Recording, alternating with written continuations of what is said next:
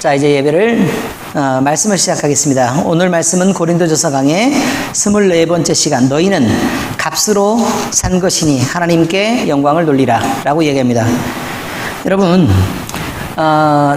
예를 들어 마이크 집에 갔습니다. 근데 주인이 부르는 대로 돈을 다 지불했습니다. 그럼 그 마이크는 누구의 것이 되죠? 네, 돈을 지불한 사람의 것이 됩니다. 뭐 당연한 것입니다. 근데 원래 그 소유는 마이크에게 있었을까요? 아니면 원주인에게 있었을까요? 네, 원주인에게 있었던 것입니다. 마이크는 내가 마이크인데 누가 내 맘대로 마이크를 네 거라 그러고 내 거라 그래 라고 얘기를 할지도 모르지만, 그러나 마이크는 만든 사람이 원래 소유를 가지고 있습니다. 맞죠? 만든 사람이 그 소유를 가지고 있다가 그 다음에 다른 사람한테 돈을 받고 넘기면 소유가 그 사람으로 옮겨가고, 또 마지막으로 또 이렇게 우리가 사용하기 위해서 이렇게 돈을 주고 사면 마이크의 소유는 그렇게 넘어가게 됩니다. 만들어진 물건은 다 그렇게 되어 있습니다. 만들어진 물건. 자, 마찬가지입니다. 우리가 자연적으로 발생해서 자연 속에 그냥 존재한다 그러면 그것은요, 우리 스스로의 것이 아니라 자연의 것일 것입니다. 그렇겠죠? 그런데 하나님이 우리를 만드셨다면 만든 하나님의 것인 것이 분명합니다.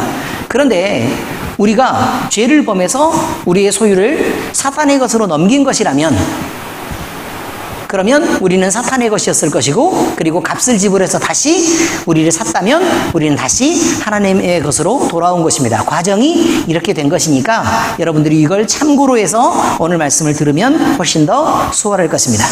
자, 오늘 말씀은요, 그리스도인이 되었다. 그리스도인이 되었다. 자, 이것은 원래 사탄의 소유였다가 그리스도인이 되었으니까 그리스도인, 예수님의 소유가 된 사람이 되었다, 이런 것이니까 더 이상 사탄에게 속한 것이 아니라 우리는 예수님께 속한 상태가 되었다, 이런 것인데, 거기 안에 있었을 때, 이게 원래 어둠과 사탄의 세력이 우리를 지배하고 있었을 그때에는 우리가 자유를 누릴 수도 없고 그 권리에 관한 것도 우리에게 있지 않았지만, 하나님이 우리를 값을 주고 예수 그리스도라는 그 목숨을 지불하고 값을 주고 우리를 사셔서 너에게 자유를 주겠다라고 성경에서 말씀하셨어요.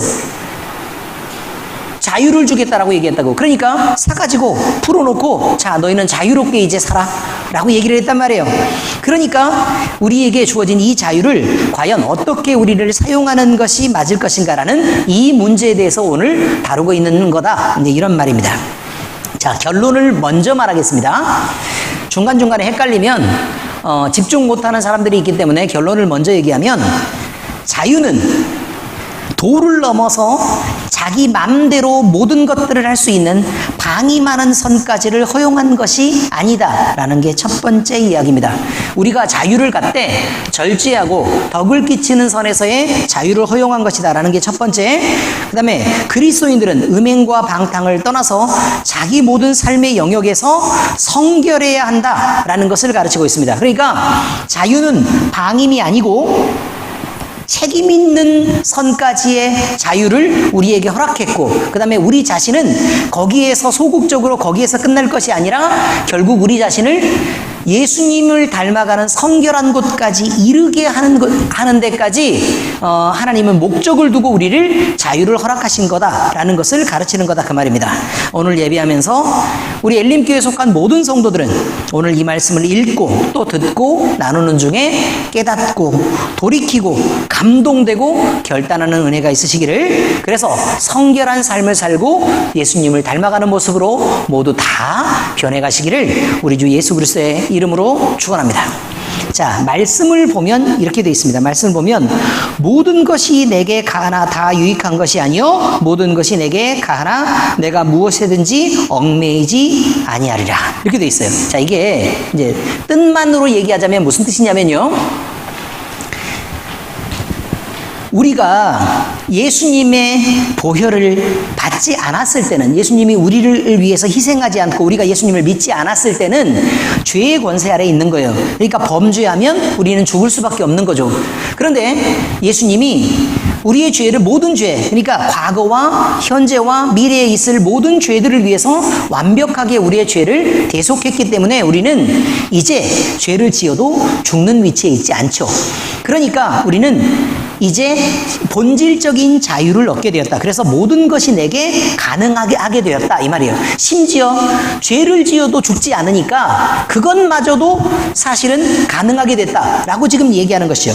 그런데 죄를 짓는 것이 유익할까? 가능하다 그래서 하면 유익할까? 그건 아니다 이 말이에요. 또 그렇다 그래서 우리가 죄를 지어도 우리가 죽지 않으니까 마음대로 행동해라 라고 얘기하는 건 안 된다고 얘기했단 말이에요. 그러니까 그러면 그 법의 얽매에서 우리가 꽁꽁 묶여서 살아야 될까? 그것도 아니다 이 말이에요. 그러니까 우리는 자유를 갖고 살기는 살지만 그 자유를 함부로 넘어서서 마음대로 살아도 안 되고, 그 다음에 또 하나님이 우리를 구해 주셨다 그래서 법에 꽁꽁꽁꽁 묶여서 그렇게 사는 것도 아니다. 그러니까 율법에 묶여서 사는 것도 아니다 이런 말이에요. 자, 음식은 어디를 위해 있고요? 배를 위해 있고, 배는 음식을 위하여 있으나 이 말이죠. 만약에 음식이 있는데 배가 없어요. 그럼 어떻게 먹겠어요? 말이 안 되죠. 또 배는 있어요. 음식이 없어요. 그럼 어떻게 먹겠냐고. 아무 소용이 없는 거죠. 자, 하나님은 이것저것을 다 피하시리라. 그런 관계들에서 이제 벗어나게 된다. 자, 그런데 이 다음에 나와 있는 게 중요해요. 몸은 음란을 위하여 있지 않고 오직 주를 위하여 있으며, 이렇게 있대죠. 몸은 음란을 위하여 있지 않다. 이게 무슨 뜻이냐면, 자, 여러분, 죄에 속해 있었을 때는 육신은 결국 죽을 수밖에 없어요. 죽을 수밖에 없으니까 짧은 인생을 살아가면서 그 인생 가운데 내 육신이 즐길 수 있을 만큼, 어차피 망할 거니까 즐길 수 있을 만큼 즐기고 누릴 수 있을 만큼 누리는 거예요. 그리고 나서 이제 불구덩이 속으로 내 몸을 던지는 거죠. 그런 거예요. 그러니까 결국 하나님 없이 사는 인생은 그 몸이 결국 무엇을 위해서 있는 거냐면 음란을 찾아서 살 수밖에 없는 존재라는 거예요. 그냥 방탕함을 찾아서 살 수밖에 없어요. 어떻게 하면 조금 더 놀 수 있을까? 어떻게 하면 조금 더 먹을 수 있을까? 어떻게 하면 조금 더 즐길 수 있을까? 어떻게 하면 내가 내 육신에서 있는 동안 남한테 안 밀리고 자랑 삼을 수 있을까? 이런 것들을 위해 끊임없이 노력해야 된다. 그런 말이에요. 왜냐면 그 몸뚱아리가 불쌍하니까요. 곧 죽을 거잖아요. 얼마 안 남았잖아 이제. 그러니 그 몸을 위해서 우리가 갖은 노력들을 다 해야 되는 입장인 거죠. 그래서 몸은 결국 음란함과 방탕함을 따라갈 수밖에 없는 거예요. 그런 거죠. 자, 그런데 음란을 위하여 있지 않게 되었다 그 말이에요. 그리고 오직 주를 위하여 있게 되었다 이런 말이죠. 왜요? 우리는 이제 끝이 아니라 영원한 삶을 준비해야 되기 때문에 음란으로 내 몸을 버릴 것이 아니라 성결함으로 내 몸을 챙겨야 되는 입장이 된 거예요. 이해는 잘 되셨죠? 자, 그 다음에 주는 몸을 위하여 계시느니라. 우리가 이걸 착각하는 수가 있어요. 주님은 몸을 위하여 계시느냐. 자, 우리 몸은 주를 위하여 있고 또 주는 몸을 위하여 있느니라 이렇게 얘기하죠. 여러분, 우리가요 실수할 수 있어요. 믿음을 생각할 때 우리의 영혼만 깨끗하게 관리를 잘하면 괜찮을 줄 안다고. 그런데 목사님이 자꾸 몸도 챙겨라, 관리를 해라, 몸이 나빠지고 상태가 안 좋아지면 영적으로도 영향을 받는다 이런 얘기를 계속하는 거 아세요? 기억은 하고 계시죠? 그래서 맨날 운동해라, 함부로 음식도 먹지 말고 잠도 제때에 좀 자라, 전화기 많이 보는 그런 습관들도 좀 고치고 좋은 습관들을, 몸을 위한 좋은 습관들을 가져라 이런 얘기를 계속하는 것은 우리의 몸을 잘 관리해서 그 몸으로 우리 주님을 위해서 헌신하는 노력을 할 수 있는 그런 수단이기 때문에 그런 거예요. 그런데 주는 몸을 위하여 있다라는 말은 무슨 말이냐면 예수님이 머리가 되시고 우리가 교회를 구성하고 있단 말이에요. 그러니까 교회를 위하여 이렇게 얘기하는 것과 똑같은 의미로 주님은 몸을 위하여 있다. 그러니까 너희를 위해 주님이 존재하게 됐다. 이렇게 지금 얘기하는 거죠. 얼마나 영광스러운 일이냐 그 말이에요. 그러면서 보충을 해요. 또한 그의 권능으로 우리를 다시 살리시리라. 어떻게 살리죠? 부활해서 영원히 죽지 않을 몸으로 살리시는데 그렇게 살리시는 대상은 누구냐면 교회예요. 교회. 그죠? 그러니까 그 몸이라고 얘기하는 게 교회를 얘기하고 있다라는 걸 우리가 쉽게 알 수 있다. 이런 말이에요. 너희 몸이 그리스도의 지체인 줄 알지 못하느냐. 보세요. 그리스도가 머리가 되시면 그 지체는 누구라고요? 교회죠. 그죠? 그러니까 너희가 지체인 줄 알지 못하느냐. 내가 그리스도의 지체를 가지고, 그러니까 교회에 대한 너희가 그 몸뚱아리의 일부를 창녀의 지체를 만들 수 있겠느냐? 결코 그럴 수 없느니라. 이런 말이 지금 여기서 나와 있는 거예요. 자, 나머지는 뭐 다 이제 비슷한 거죠. 결국 예수님의 목숨을 지불하고 교회로 하나님이 너희를 만들어 주셨는데 어떻게 세상과 창녀처럼 그렇게 합해가지고 거기서 그렇게 음란함을 범하고 있느냐라는 것이 오늘의 지적입니다. 값으로 산 것이 되었으니 너희는 하나님께 영광을 올려드려야 된다. 이해가 잘 되셨죠?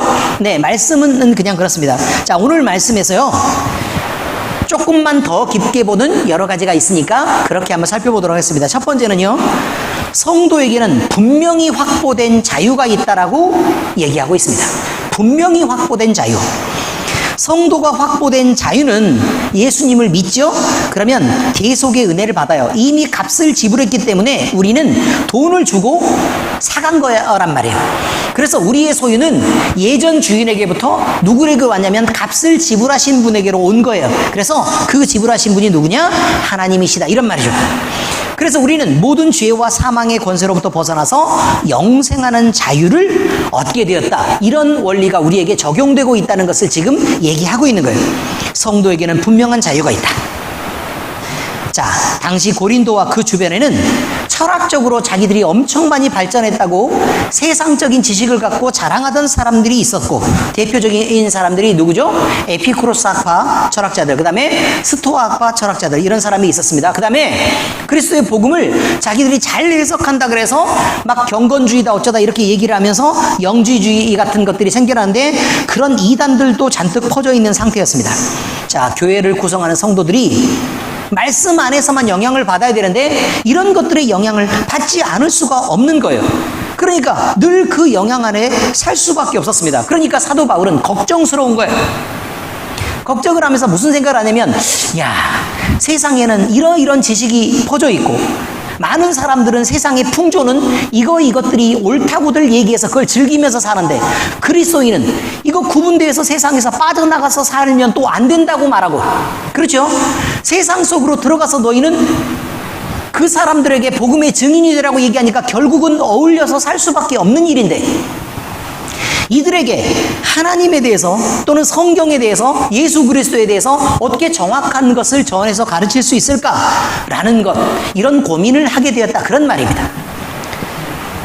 자, 그래서요, 사도 바울은 고린도 교회에게 이 편지를 쓰게 된 것이다, 이런 말이죠. 자, 당시 쾌락주의를 내세웠던 에피쿠로스 학파가 얼마만큼 방탕했었느냐, 이런 거죠. 쾌락이 최고의 선이었다. 그 전에 말씀드렸던 대로 쾌락이 최고의 선으로 보고, 세상에 존재하는 온갖 것들을 사용해서 결국 단 한 번뿐인 인생, 죽어서 썩어져 버릴 육신을 위해서 결국 내가 무엇을 투자할 수 있을까, 온갖 방탕한 것을 다 즐기는 것으로 자기 육체를 허용하고 또 그쪽으로 내몰았습니다. 먹고 마시는 것을 즐겼는데요, 얼마나 많이 먹고 마셨냐면 하루에도 몇 번씩을 토하고 또 먹고, 토하고 또 먹고, 토하고 또 먹고, 마시고 잔뜩 먹고 또 토하고 또 입 헹구고 또 가서 마시고 이랬습니다. 저녁이 되면 온갖 파티를 즐기고 즐거움과 음란함을 만끽했죠. 그래서 창녀들을 데려다 놓고 술을 마시는 게 너무너무 당연했고요. 그래서 그것을 즐기고 즐기고 그 사이에서 그런 문화 속에서 사는 것들을 쾌락의 정점을 향해 가는 거라고 생각하고, 그 쾌락의 정점인 아타락시아를 향해 가기 위해서 최선의 노력을 다했습니다. 그런데 왜 그들이 그렇게 갔었느냐, 이 말이죠. 죽을 인생이기 때문에 이제 마지막 우리가 불살릴 건 이거밖에 없다라고 믿어서 그렇게 간 게 아니에요. 진짜 문제는 이거죠. 인생 뭐 있어? 즐기자, 이거예요. 인생 뭐 있어? 즐기자. 요즘 세대하고 다른가요? 아니죠. 인생 뭐 있어, 즐기자? 내 남편을 위해서 내가 정조를 지킬 필요가 있어? 그래서 이 세상에 많은 주부들이 바람을 피우고 남자친구를 사귀고 이런 쪽으로 가고 있습니다. 그럼 남자들은 어떻게 하고 있어요? 함부로 살고 자기 아내를 위한 도리를 지키지 않습니다. 그게 사람들 사이에서 얘기를 해보시라 그 말이에요. 그럼 그 사람들끼리는 다 자기만 행할 뿐만 아니라 자기들이 행한 것과 똑같은 일을 행하는 사람을 옳다고 인정한다라고 로마서에 나와 있어요.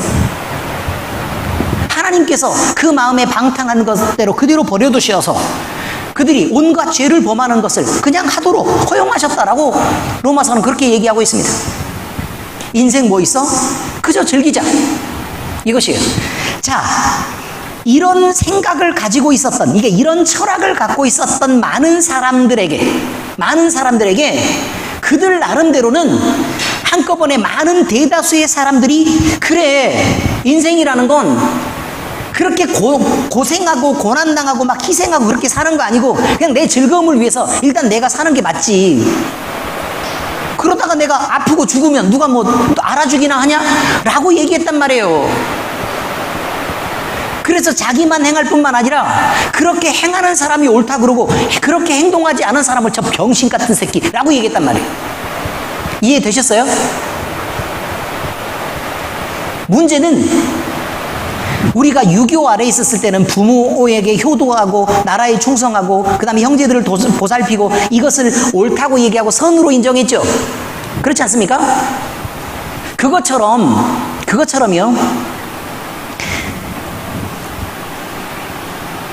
헬라 시대, 그러니까 예수님 당시와 그 조금 지난 초대교회 당시에 인생 뭐 있어? 즐기자라고 생각했던 그 사람들의 사고와 그 사람들의 기준을 사회의 대다수가 뭐라고 인정했냐면 아, 그게 옳지, 그게 바르지 라고 인정했다 그 말이에요. 그래서 쾌락을 즐기는 게 즐거움만 즐기는 게 아니라 도덕적인 선으로 인정받았다는 거예요. 그것이 맞다.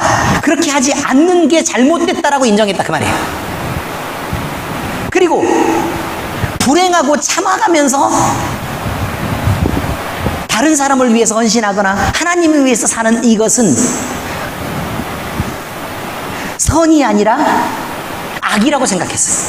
악한 거다. 잘못된 거다. 이해가 되셨죠? 이게 엄청 중요한 거죠. 도덕적인 기준의 선악을 나눌 때 쾌락이 있다 없다가 기준이 되었었다 그 말이죠. 이해가 잘 되시죠? 그러니 사람들이 인생 뭐 있어? 라고 얘기할 때 교인들도 영향을 받지 않을 수가 없었다 이런 말입니다. 자, 또 당시에 이제 그래서 그 반대편에 스토아 학파가 나와서 엄격한 절제를 해야만 한다 라고 얘기를 해가지고 절제를 하다 보니까 아무것도 먹을 것도 없고 뭐 마실 것도 없고 사람도 안 만나고 구석에 처박히고 이제 이렇게 살게 되는 거예요. 근데 그것도 과연 옳은가? 라고 얘기할 필요가 있는 거죠. 또 당시에 기독교 사상을 이끌었던 영지주의라는 하나의 그룹이 있는데 그 영주주의는 이단입니다. 물질과 육체는 더럽고 악하다. 그러나 정신과 영은 깨끗하다. 그리고 선하다. 이렇게 주장한 것입니다. 그래서 육신은 어차피 더러운 것이니까 터부시하고 그 다음에 영과 정신만 계속해서 그것만을 위해서 금욕주의를 갖고 육체를 괴롭히는 것으로 나타나서 예수님이 육신으로 오신 것도 부인하고 또 예수님이 우리를 위해서 돌아가신 그것마저도 사실은 더러운 육신이 죽어서 어떻게 우리를 구원할 수 있냐라고 그 사람들이 주장을 했기 때문에 예수님의 성육신, 그 다음에 그리스도의 온전한 희생을 받아들일 수 없는 이단으로 계속해서 자라갔던 것입니다. 모두 다 잘못됐죠. 자, 이런 환경 속에서 바울이 고린도 교회에게 편지하면서 이렇게 말합니다. 내게는 모든 것이 가하다. 자, 이것은요, 하고 싶은 대로 마음대로 할 수 있다라는 말이 아닙니다. 자, 내게는 모든 것이 가하다라는 말이 잘못 들으면 나는 나 하고 싶은 모든 것을 내 맘대로 행동할 수 있어 라고 들릴 수 있는데 그런 뜻이 아니에요. 하고 싶은 대로 모든 것을 할 수 있다는 말이 아니라 내가 어떤 행동을 하든지 그 결과가 내 영혼에 살고 죽는 것에 영향을 미치지 못한다, 그런 말이에요. 이제 이해는 되시죠? 네, 그렇습니다. 자, 여기에는 성경이 보증하고 복음이 강조하는 핵심 내용이 들어있는 것입니다. 그것은 예수 그리스도의 보혈의 능력이 미치는 범위, 다시 말해서 죄와 육체에는 예수 그리스도의 보혈이 어디까지 미칠 수 있느냐라는 것에 대한 이야기를 하고 있는 거예요. 내가 내 맘대로 살 수 있다는 얘기를 말하고 있는 게 아니라 예수 그리스도의 보혈의 능력은 과연 어디까지인가? 자, 내 맘대로 살 수 있다라고 얘기하면 나는 내가 가진 자유로 마음대로 죄를 범할 수도 있는 거예요. 그런데 예수 그리스도의 보혈이 미치는 범위를 얘기한다면 일단 기본적으로 예수님이 나를 위해 돌아가셨다라는 것이 먼저죠. 그죠? 그리고 나는 이미 구원받은 교회로 서 있는 거다라는 것으로부터 출발을 하는 거기 때문에 그래서 우리는 하나님의 영광을 위해서 살아야 되는데 그 사이에 죄를 범하든 아니면 우리가 하나님을 기쁘시게 행동하든 그런 것들이 내 영혼을 구원하고 나를 살리는데 영향을 받지 않을 만큼 예수 그리스도의 보혈은 완벽하다라는 말을 지금 쓰고 있는 거라, 그런 말입니다. 사도 바울이 결국 말하는 자유는 죄 아래 있지 않을 자유를 말하고 있습니다. 자, 보세요. 여기 죄의 통이 지금 이렇게 있습니다. 죄. 뭐가 있다고요? 죄의 통이 있습니다. 우리는 어디에 잠겨 있죠? 죄 속에 원래는 잠겨 있었어요. 그래서 이 안에서 허우적대면서 결국은 죽음을 향해서 나갈 수밖에 없는 거예요. 그런데 예수님이 우리를 위해서 돌아가시고 희생함으로 여기를 죄로부터 이렇게 꺼내서 깨끗하게 다 씻겼다, 그 말이에요. 그래서 이제는 우리는 죄 속에 있지 않고 죄 밖으로 나왔어요. 이런 거죠. 그런데 죄 밖으로 나왔으니까 이제 죄로부터 영향을 받지를 않는 거예요. 영향을 받지 않으니까 우리는 어떻게 행동해도 결국은 구원을 받을 수 있도록, 우리는 예수님을 이미 믿었으니까 구원을 받을 수 있도록 예수님의 보혈이 완벽한 대속물로 작용을 했다. 이제 이게 끝이란 말이에요. 그런데 문제는 뭐냐면 밖에 나와 있는 이 사람들이 무슨 생각을 하느냐 그래요. 성도고 교회라고 불려지는 이 사람들이 무슨 생각을 할까? 이제 나와 있으니까 나와 있는 자유인처럼 행동해라 라고 얘기하는 이 자유인이란 말이 내 맘대로 죄를 지어도 되고 안 지어도 된다 라고 그렇게 생각하는 게 아니라 이제 죄로부터 벗어났으니까 이제 내 영혼이 원하는 대로 하나님의 영광을 위해서 마음대로 살 수 있는 것이다 라고 지금 그렇게 느껴야 되는데, 죄가 우리를 죽이지 못하니까 계속 죄 근처에 머무르면서 발을 담궜다가 뺐다 담궜다 뺐다 그러면서 몸을 담궜다 뺐다 이러는 거예요. 그러면서 죄를 즐기는 거예요. 그러면서 죄에 담궜다가 빼면서 자, 안 죽지? 또 담궜다 빼고 안 죽지? 죄에 들어갔다 나왔다 계속 그러는 거예요. 무슨 의미죠? 아시겠죠? 죄를 즐길 자유를 의미하는 게 아니란 말이에요. 죄를 즐길 자유를 의미하는 게 아니라 하나님께 속해 있기 때문에 본질적으로 죄로부터 벗어났다는 자유를 의미하는 거예요. 우리가 어디에 속해 있는가에 대한 신분적인 자유를 의미하는 것이지, 우리가 그 죄를 즐겨도 된다고 허용하는 것이 아니라 그런 말입니다. 자, 갈라디아서 5장 1절, 그리스도께서 우리를 자유롭게 하려고 자유를 주셨으니 그러므로 굳건하게 서서 다시는 종의 멍에를 매지 말라. 보세요. 뭘 매지 말라고요? 종의 멍에를 매지 말라, 그 말이에요. 하나님의 종으로서의 아니라 죄의 종으로 살지 말라고 얘기하는 거예요. 그런데 물론 죄 속에 담궜다 빼도 우리는 죽어요, 안 죽어요? 안 죽어요. 그러니까 죄를 즐길 자유를 받았다고 사람들이 착각하는데 그거는 죄인의 습성이라, 그 말이에요. 원래 죄를 갖고 죄 속에 빠져 있을 때의 습성을 그대로 갖고 와서 나 안 죽으니까 마음대로 죄로 살래 라고 얘기하는 거죠. 사람들이 꿈꾸는 게 뭐냐? 나는 예수님을 분명히 믿기는 믿는데 언제 믿을 거냐면 죽기 직전에 믿을 거야. 그래서 죽기 직전까지는 마음대로 나는 술도 먹고 먹고 싶은 거 먹고 밖으로 나가서 세상 사람들과 마음껏 재밌게 어울리고 그렇게 살다가 죽기 전에 예수님을 믿습니다. 저를 구원해 주세요. 그래서 딱 구원받아서 천국으로 넘어가는 걸 원한다. 이걸 원한단 말이에요. 근데 여러분 잘 생각해 보세요. 그 거짓말이에요. 거짓말. 사탄이 하는 거짓말이라고요. 왠 줄 아세요? 1번, 일단 여러분이 죄를 마음껏 즐길 수 있을 돈이 없어요. 그렇지 않습니까? 두 번째, 마음껏 먹고 마시고 싶은데 그럴 건강이 없어요. 미안하지만. 세 번째, 마음껏 먹고 함께 나랑 그렇게 놀아줄 사람이 없어요. 있습니까? 없어요. 다 그 자리에 어울려 보시라고. 다 재수없는 인간들 뿐이지. 아시잖아요. 어울려 봐서. 네 번째, 내가 그렇게 해봐도 내 안에 즐거움이 없어요. 그러면 즐거울 것 같아. 이게 출발할 때는 다 그렇다고. 술집 가서 마음대로 막 술 먹고 막 여자들 끼고 막 이게 놀고 막 이 남자들이 그렇게 생각하면 거기에서 막 엄청 막 자기가 막 대우받고 잘할 것 같잖아요. 그러면요, 자 보세요. 돈을 마음대로 쓰면서 그 사람들을 함부로 대하죠. 내 마음대로 하죠. 그럼 욕을 바가지로 먹게 돼요. 그 사람들도 인격이 있을 테니까. 그렇지 않겠어요? 그럼 그러지 않고 조심해서 비율을 맞추죠. 그러면 내 돈 쓰고 비율을 맞추고 생쇼하다가 그냥 오게 되는 거예요. 뭐가 좋아 그게?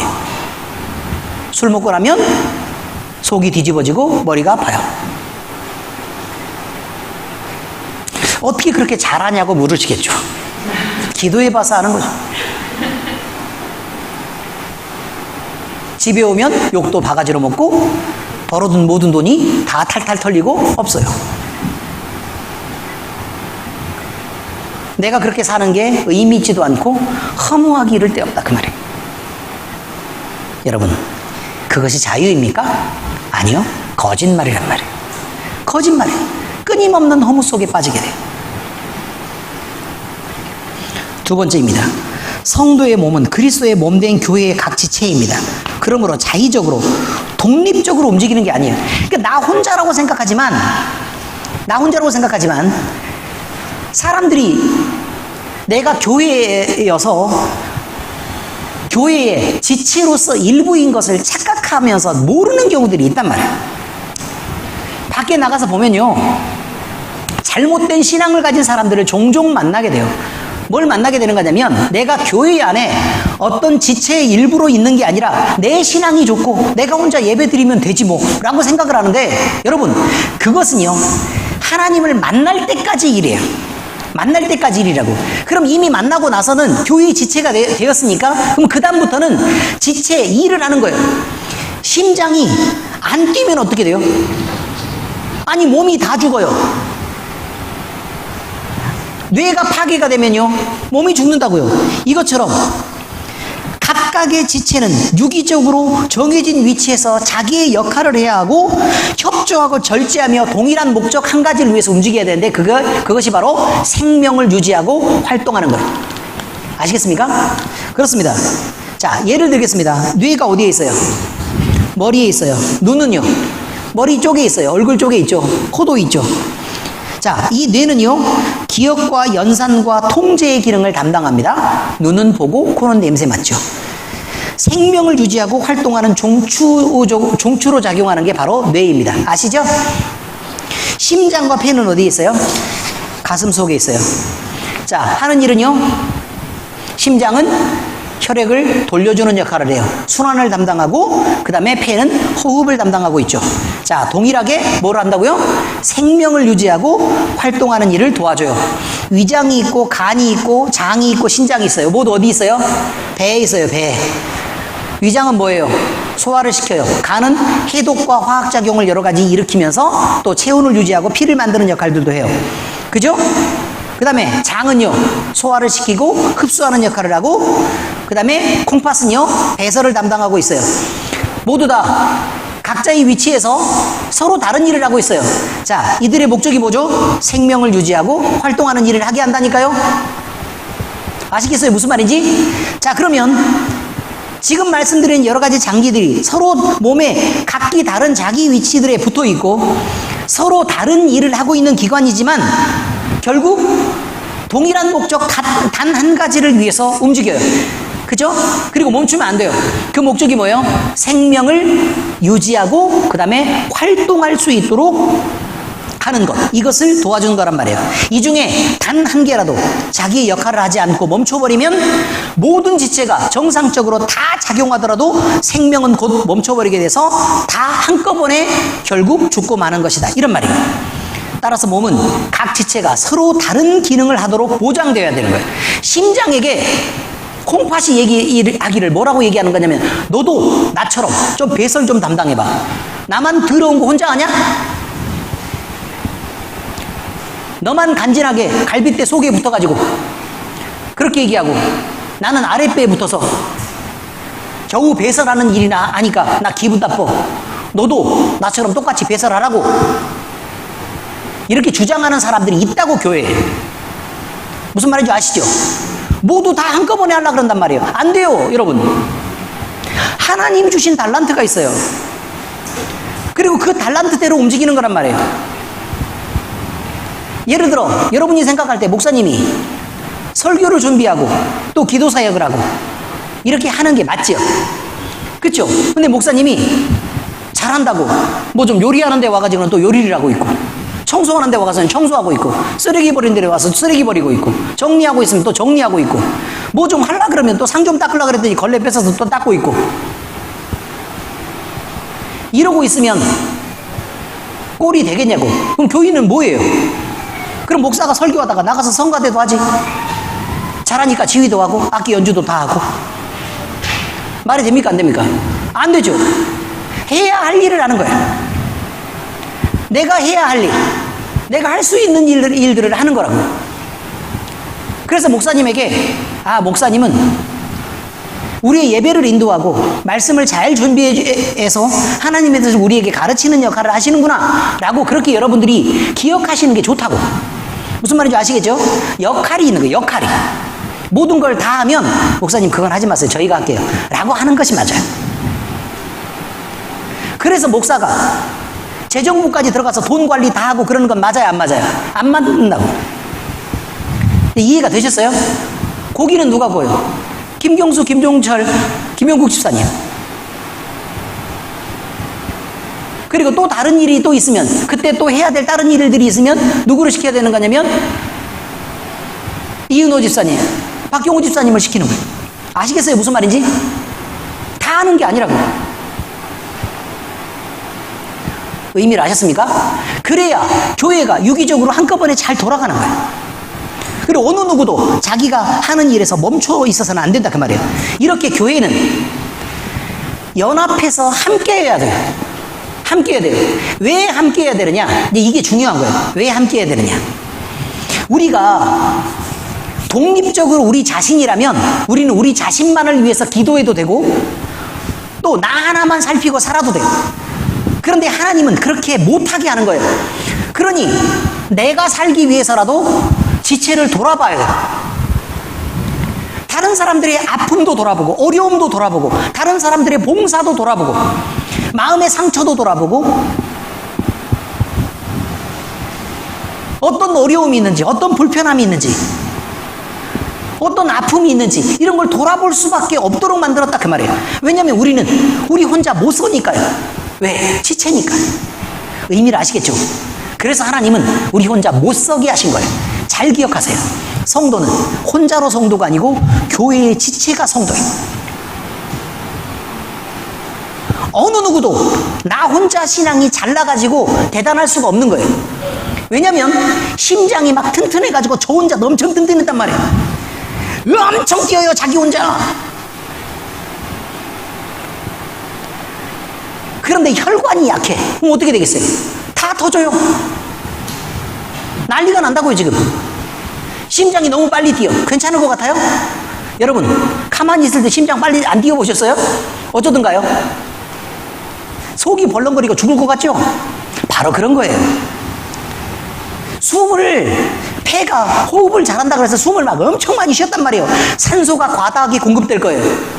우리 몸에 산소가 너무 많이 공급되면 우리 몸에 있는 포도당이랑 기타 여러 가지 양분들이 있어요. 주 에너지원이라고 얘기하는 양분들이 있는데 걔네들이 산소가 많으니까 빨리빨리 분해가 된단 말이에요. 분해가 될 때 열이 나요. 그럼 우리 체온이 급격하게 상승해요. 이해가 되셨어요? 그럼 맨 처음에 죽는 게 뭐냐? 뇌가 죽어.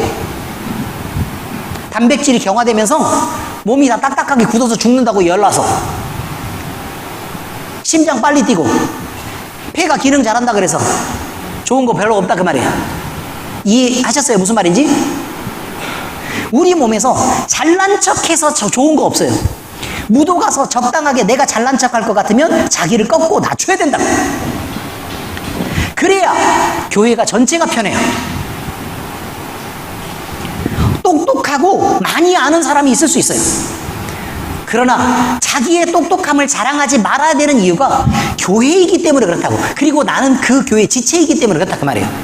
나 혼자 여러 가지를 많이 할 수 있어. 그럼에도 불구하고 다른 사람을 섬기고 다른 사람이 하는 걸 구경해주고 잘해요 참 잘하셨어요 라고 얘기해주는 이유가 뭐라고요? 교회의 지체이기 때문에 그렇다고. 남을 살리지 않으면 내가 죽어요.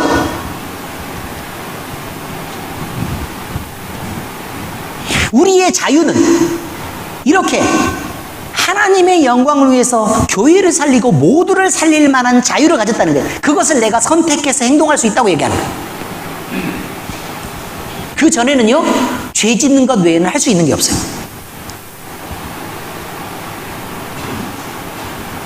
결국 우리는 교회이기 때문에 서로 돕고 연합하고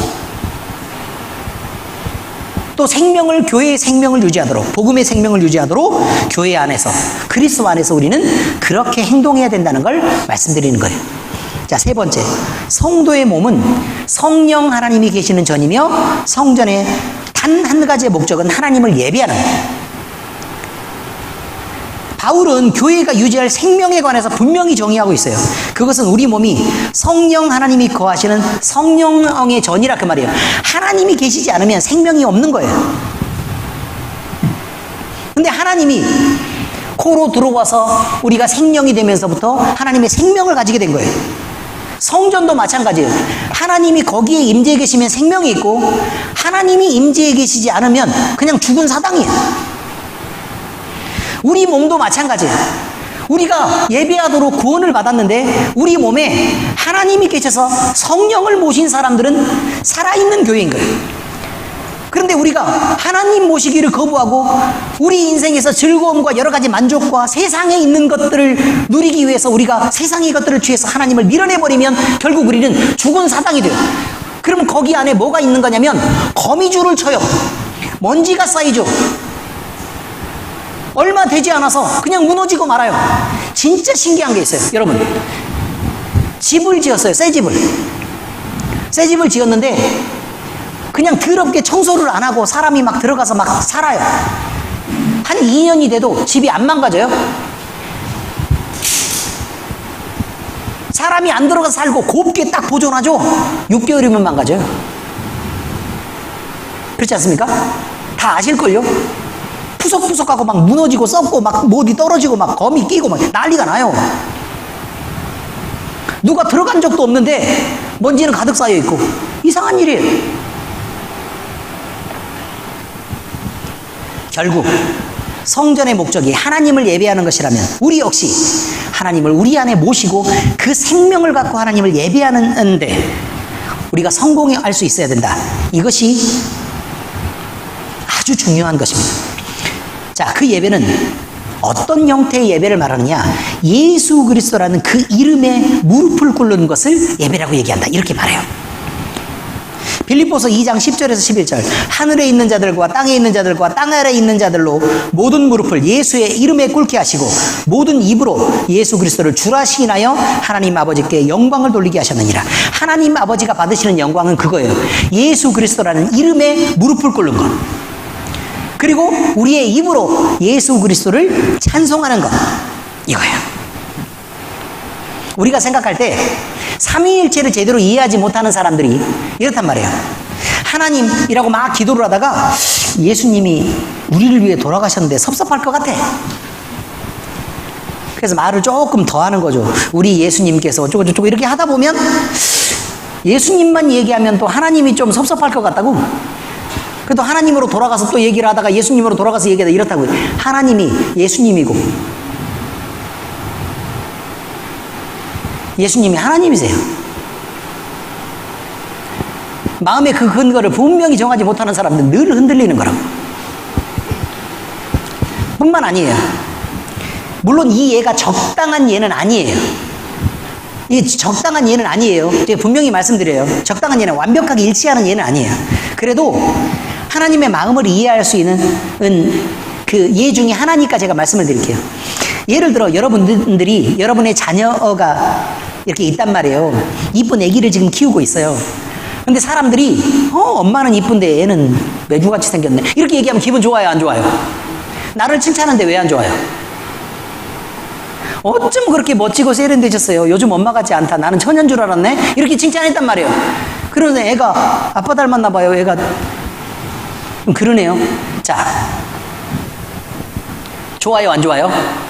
안 좋아요? 내가 칭찬을 그렇게 받아도요? 얘는 지 아빠 닮아서 좀 그래요. 이렇게 얘기하면 되잖아요. 어때요? 안 그래요? 아니죠. 그런데 만약에 이렇게 얘기했단 말이에요. 아유, 엄마 보고 애가 이렇게 이뻐가지고 애가 똑똑하고 이뻐가지고 나는 그 집 자식 아닌 줄 알았네. 자, 어땠어요? 저 여자가 미쳤나? 왜 우리 집안을 욕하지? 이렇게 생각해요? 아니죠. 뭐밖에 안 들어와요? 우리 애가 똑똑하고 이쁘다밖에 안 들어오지 않아요? 여러분, 하나님이 인정하시는 예수 그리스도가 그래요. 여러분이 하나님 앞에 미안하지 않아도 돼요. 예수님을 칭찬하고 예수님을 섬기고 예수님을 사랑하면서 하나님 앞에 미안하지 않아도 된다고. 왠 줄 아세요? 하나님은 온통 예수 그리스도 한 분밖에 안 보여요. 성경이 그렇게 나와 있어. 이해되셨어요? 더 이상 미안하지 않아도 괜찮다고요. 그러니 신앙을 잘 점검하셔서 바로 서는 게 중요한 것입니다. 그래서 이렇게 얘기해요. 모든 이름은 예수님 앞에 모든 무릎이 예수님의 이름 앞에 무릎을 꿇었대요. 그리고 또 모든 입은 예수님을 그리스도이며 주라고 시인했대요. 그럼 하나님은 아니 내가 만들었는데 쟤네들이 왜 다 저기 가서 그러고 있지? 라고 하신다고요? 안 한다고요. 그 다음에 뭐라고 말하냐면 시인하여 하나님 아버지께 영광을 돌리게 하셨느니라. 그것이 뭐라고요? 하나님 아버지께 영광을 돌리는 거라고. 이해가 되셨죠? 하나님과 예수님은 경쟁 관계가 아니에요. 예수님을 사랑하고 그 이름 앞에 무릎 꿇고 그것이 예수님을 사랑하는 그것으로 하나님이 기쁨이 되고 감격이 되고 감동이 되는 일이란 말이에요. 성경 말씀을 잘 읽어보면 그렇게 된단 말이에요. 자, 이제 성경 말씀을 우리에게 적용하는 것입니다. 첫 번째, 공개되고 절제된 자유는 덕을 끼치는 것이지만 비밀하게 남용된 자유는 성도의 거룩함을 망치는 것, 죄로 다가가는 것입니다. 잘 생각하셔야 돼요. 여러분이 행동할 때 공개되고 노출된 장소에서 여러분의 자유를 활용할 수 있기를 바라요. 숨어 들어가서 내가 가진 모든 자유를 내 맘대로 만끽할래 이렇게 얘기하는 것은요, 오히려 죄 가운데 빠져들어가는 유혹을 당하기가 쉬운 거예요. 그러므로 여러분, 빛 가운데로 나와서 하나님의 빛 가운데서 행동하시기를 바랍니다. 여러분의 자유가 여러분을 망치는 쪽으로 작용하지 않도록 주의해 주시길 바라요. 두 번째, 음행함과 방탕함을 선택하고 몸을 더럽히면 몸은 예배를 잃어버리고 영혼은 죄 속에서 버려지게 되는 거예요. 음행함과 방탕함에 자신을 방치한다는 것은 이미 자유이니 그 죄로부터 벗어난 자유를 수용하지 않고 그 자유를 포기하는 일이에요. 다시 말씀드릴게요. 죄를 여전히 선택하고 있다는 건 내가 죄로부터 벗어난 자유를 누리는 게 아니라 그 자유를 포기하고 다시 죄의 멍에 속으로 들어가는 거예요. 왜 그렇게 표현하느냐? 여러분, 죄를 지어보란 말이에요. 여러분에게 자유가 있는지, 바람 피우는 남편과 아내들이 자유가 있겠어요? 잘못하고 사고친 아들내미가 자유가 있겠냐고. 눈치를 보면서 조심할 수밖에 없지 않아요? 살인자에게 자유가 있습니까? 남의 물건을 훔친 사람에게 자유가 있냐고. 내 마음대로 방탕하게 살고 내 자신을 마음대로 버려두고 이렇게 사는 사람이 무슨 자유가 있냐 그 말이에요. 죄로부터 벗어나야 자유가 있는 거예요. 죄를 지으면 자유가 있는 게 아니라 구속과 속박이 있는 거예요. 그래서 벗어나라고 얘기하는데 나는 즐거움을 위해서 그럴 수 없어라고 얘기해서 끊임없이 죄 속으로, 그 멍에 속으로, 그 굴레 속으로 빠져들고 그 수렁 속에서 허덕이는 사람들이 있다 그 말이에요. 방탕함으로, 음행함으로 몸을 더럽히면 몸은요 결국 다시 죄의 굴레 속으로 들어가서 예배를 잃어버리게 되고 영혼은 묶이게 돼요. 그래서 결국 하나님을 잃고 헤매게 된다 그 말이에요. 그러므로 우리는 우리 자신을 챙겨서 죄 속으로 빠지지 않도록 우리가 가진 자유를 잘 챙겨서 그 권리를 누릴 수 있게 되시길 바랍니다. 세 번째, 그리스도와 연합하려면 우리 안에 내재하는 하나님을 느끼는 것부터 시작해야 돼요. 자, 여러분, 왜 우리에게 변화가 없을까요? 우리가 하나님과 동행한다고 느끼지 않기 때문에 그래요. 내 속에 하나님이 분명히 계시고 우리와 하나님은 함께, 언제나 함께 하신단 말이에요. 그럼 말을 함부로 할 수 있겠어요? 아니면 함부로 성질을 낼 수 있겠어요? 아니면 마음대로 죄를 범할 수 있겠어요? 그렇지 않다고 얘기하는 거예요, 성경은. 우리가 그리스도와 연합해서 하나님을 느끼는 순간 우리는 하나님과 함께 동행하게 돼요. 그러므로 우리는 이런 생각을 먼저 해야 되죠. 우리 마음대로 무엇을 행동할까를 생각하기 이전에 잠잠하게 우리의 가슴에 손을 얹고 내 안에 계신 하나님을 느끼는 것부터 시작해야 된다. 그리고 나서 성질을 내든 하나님을 느낀 후에 내가 욕심을 부리든 아니면 잔소리를 하든 이기적으로 행동하든 그건 알아서들 하시라고. 먼저 하나님을 느끼세요. 그리고 나서 내가 할 수 있는 것들을 하든지 말든지 그것은 알아서들 하시라 그 말이에요. 먼저 느끼세요. 우리는 힘을 빼고 그 하나님을 느끼고 나서 모든 힘을 빼요. 그리고 나서 하나님의 인도하심을 따라서 그냥 걸어가고 그냥 가면 되는 거예요. 그게 우리가 누리는 자유예요. 먼저 느껴보세요. 기도하겠습니다. 하나님 아버지 감사합니다. 하나님은 우리에게 예수 그리스도를 통한 완벽한 자유를 허락하셨지만 우리는 세상 속에 빠져서 죄를 선택하고 또 그 굴레를 벗어나지 못하고 있습니다. 아버지 하나님, 하나님이 우리 안에 계시는데도 불구하고 또 우리는 예수님을 통해 완벽한 구원을 얻었음에도 불구하고 우리는 여전히 죄를 선택하고 그 즐거움들을 누리는 것을 자유라고 착각하며 죄 속에서 살아가는 경우들이 흔합니다. 아버지 하나님, 우리를 죄 가운데 벗어나게 하시고 이제 더 이상 죄에 묶여서 우리 자신이 고난받고 고통받지 않도록 우리 하나님께서 우리가 가진 자유를 온전히 누릴 수 있도록 우리 하나님께서 우리에게 찾아오시고 우리의 마음을 감동하셔서 우리가 하나님과 함께 동행할 수 있도록 주께서 인도해 주시옵소서. 그러기 위해 우리는 아버지 하나님 우리에게 주어진 자유를 비밀하고 남용할 게 아니라 공개되고 절제되고 빛 가운데서 우리의 자유를 활용할 수 있도록 주께서 인도하여 주옵소서. 우리가 음행하고 방탕함으로 우리의 몸을 더럽히지 않게 하시고 우리가 가진 바 우리의 자격을 따라 우리 그리스도의 이름에 무릎을 꿇고 또 우리의 입술로 하나님을 찬양하는 온전한 예배를 회복할 수 있게 하시옵소서. 그래서 아버지 하나님, 우리도 성령 하나님이 우리 안에 계시는 것을 느끼게 하시고 또 내재된 그리스도와 함께 연합하며 성도로서 또 교회로서 바른 삶을 살아갈 수 있도록 주께서 우리를 인도하여 주옵소서. 고린도 교회가 만난 그 어려움을 통해 우리를 가르쳐 주셔서 감사합니다. 우리는 아버지 하나님 구원받은 자유인이며 우리는 아버지 하나님 사탄의 세력들이 우리를 죽일 수 없는 완벽한 자유를 얻었음을 우리가 늘 확증하고 확신하며 또 그 안에서 그 권리를 누리며 살아가게 하시옵소서. 살아계신 우리 주 예수 그리스도의 이름으로 감사하며 기도합니다. 아멘.